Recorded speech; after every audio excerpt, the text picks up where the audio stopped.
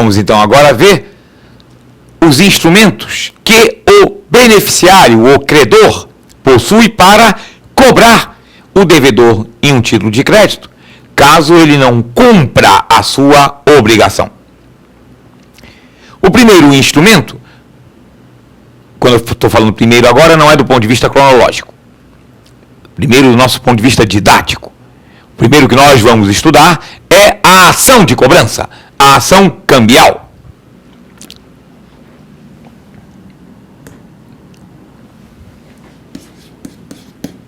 Também chamada de ação executiva. Como nós já comentamos, uma vez que o título de crédito possui força executiva, a ação de cobrança é imediata, não necessita de uma ação prévia de conhecimento.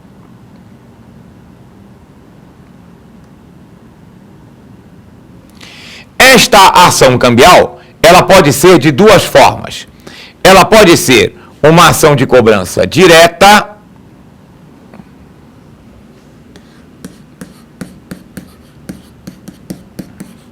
ou seja, é uma ação interposta contra o obrigado principal do beneficiário para um obrigado principal ou um co-obrigado.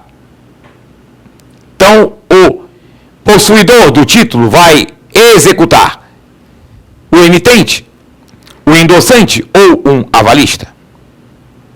Ela é uma ação, portanto, interposta pelo beneficiário final contra um obrigado qualquer.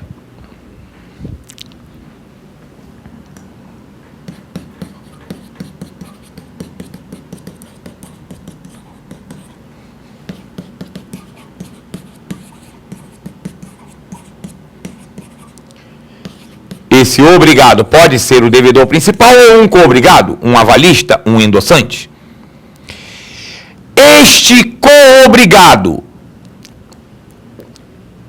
o endossante ou o avalista, que pagou o título, tem o direito de cobrar dos outros que o antecederam. É a chamada ação de regresso, também chamada de ação cambial indireta.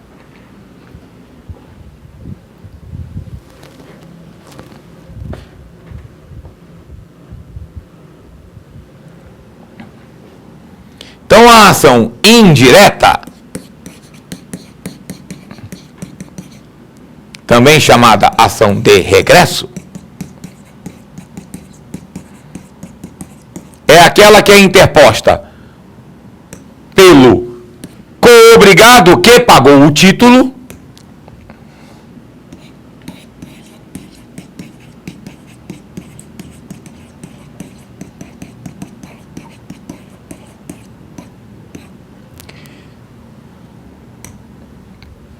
contra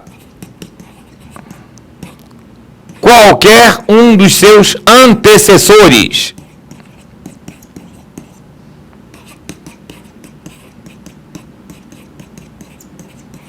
E aí vamos entender melhor essa ideia de antecessor. Nós já comentamos que o título de crédito circula por endosso. Eu recebo, endosso, passo adiante para alguém que endossou e passou para outra pessoa e assim sucessivamente. Alguém lá no final tentou receber, não conseguiu. Executou. Vamos dizer que cobrou de mim. E eu paguei. Ora, mas eu recebi esse título de outra pessoa. Eu tenho direito de cobrar desta pessoa e de todas as outras que estiverem antes dela na cadeia de responsabilidades deste título de crédito. Como eu estou cobrando porque tive que pagar, essa ação é uma ação cambial indireta, uma ação de regresso. Eu estou regredindo a cobrança.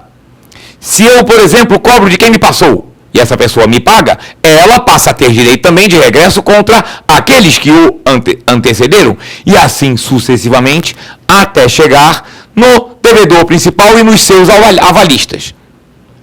o avalista ainda tem direito de regresso contra o devedor principal.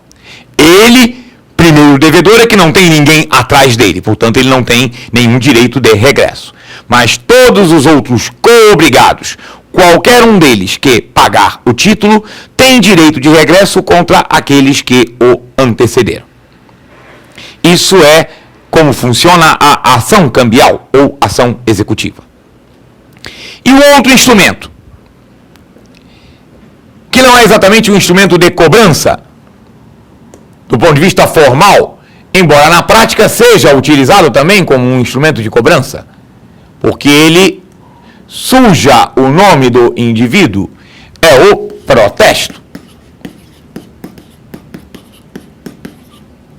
Formalmente, o protesto é o instrumento pelo qual se comunica à praça a inadimplência, o não pagamento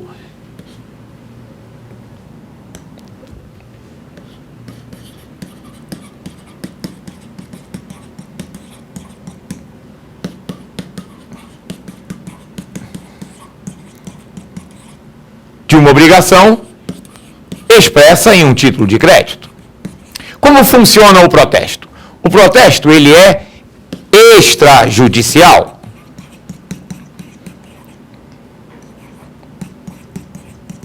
Ele é feito num cartório de protestos. A pessoa que é favorecida em um título de crédito, que não recebeu o seu direito, vai ao cartório e dá uma ordem de protesto. O cartório emite uma notificação contra o devedor, solicitando que o devedor compareça ao cartório ou para pagar o próprio título ou para opor eventualmente as exceções. Caso ele não compareça, o título é protestado. E essa comunicação é feita à praça. Algumas situações que nós vamos ver particularmente, a ação cambial exige o protesto anterior. Em outras, não. Mas o protesto tem essa peculiaridade.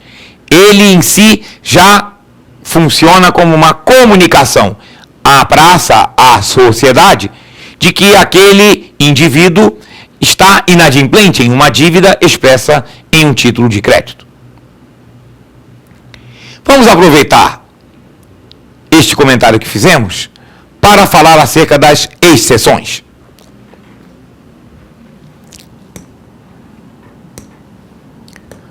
O que quer dizer opor uma exceção?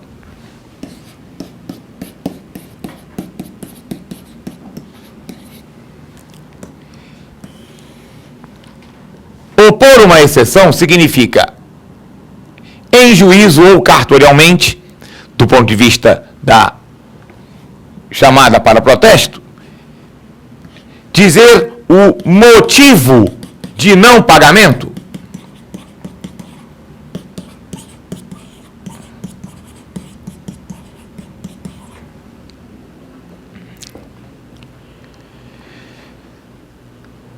Isso normalmente termina numa discussão judicial, porque, como nós já dissemos, o título de crédito corresponde a uma ação executiva, corresponde a uma dívida líquida e certa. Então, para que o devedor discuta em juízo que aquela dívida já não é tão líquida e certa assim, ele vai opor exceções ao outro personagem que o está executando, ao beneficiário que o está cobrando. Vamos por um exemplo. Alguém executa um cheque e a pessoa que emitiu o cheque vai ao cartório e depois ao juízo opor a seguinte exceção: esse cheque foi resultado do pagamento de um serviço que não foi prestado e eu não tive tempo de dar a oposição ao pagamento do cheque porque ele foi depositado imediatamente. É uma discussão, é uma exceção oposta pelo devedor contra o credor. Se ela é correta ou não, legítima ou não, isso caberá ao judiciário decidir. Mas vamos lembrar o seguinte: as obrigações e direitos em título de crédito são autônomas. Então, um terceiro de boa-fé, essa exceção não serve. Se a pessoa passou um cheque para alguém, por exemplo, que deveria fazer um serviço ou entregar uma mercadoria, essa pessoa não entregou, mas essa pessoa passou o cheque para um terceiro de boa-fé, e esse terceiro depositou, não recebeu, está cobrando, essa exceção que esse emitente tem contra o primeiro beneficiário não pode ser interposta em relação ao outro. As exceções não podem ser interpostas contra terceiros de boa-fé, porque os direitos e obrigações que existem relacionadas aos títulos de crédito são autônomas entre si. Então a exceção só é válida, só pode ser levantada contra aquela pessoa com a qual o devedor que está impondo a exceção tenha o relacionamento direto. Aquela mesma exceção não vale contra terceiros de boa-fé que tenham adquirido direitos em um título de crédito. E aí nós estamos falando de obrigados e co-obrigados. Quem são os obrigados diretos?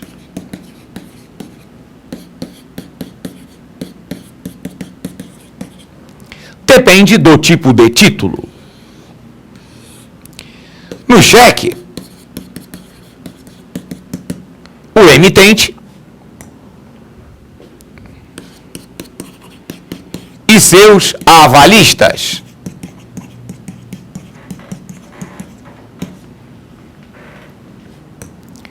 Na nota promissória, a mesma coisa.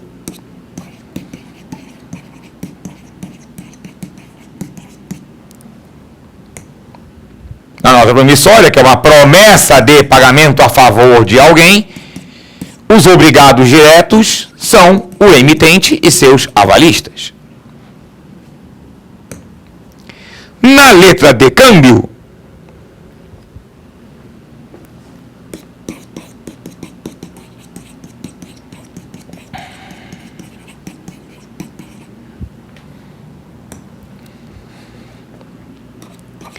o sacado, desde que tenha posto o aceite, nós vamos falar acerca do aceite, e seus avalistas. E na duplicata, a mesma coisa em relação à letra de câmbio.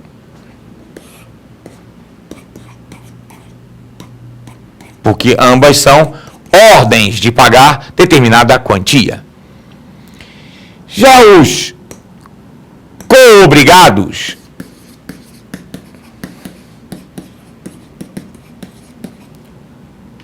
nos títulos de crédito são, no cheque, os endossantes e seus avalistas.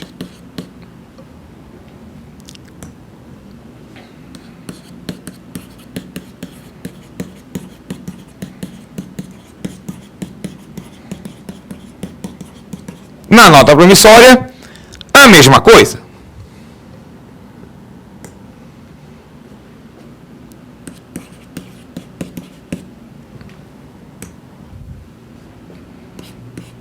Também na nota promissória,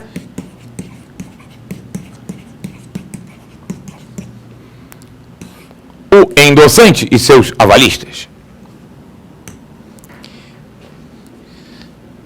Na letra de câmbio,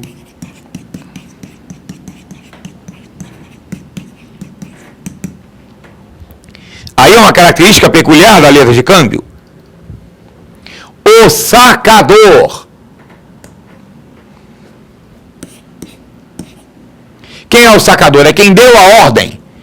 Se eu mando fulano pagar para Beltrano e fulano não paga, eu também sou co-obrigado.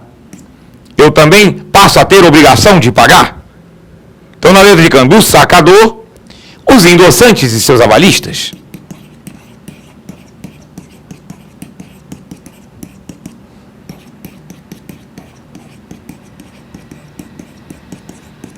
E na duplicata, endossantes e seus avalistas.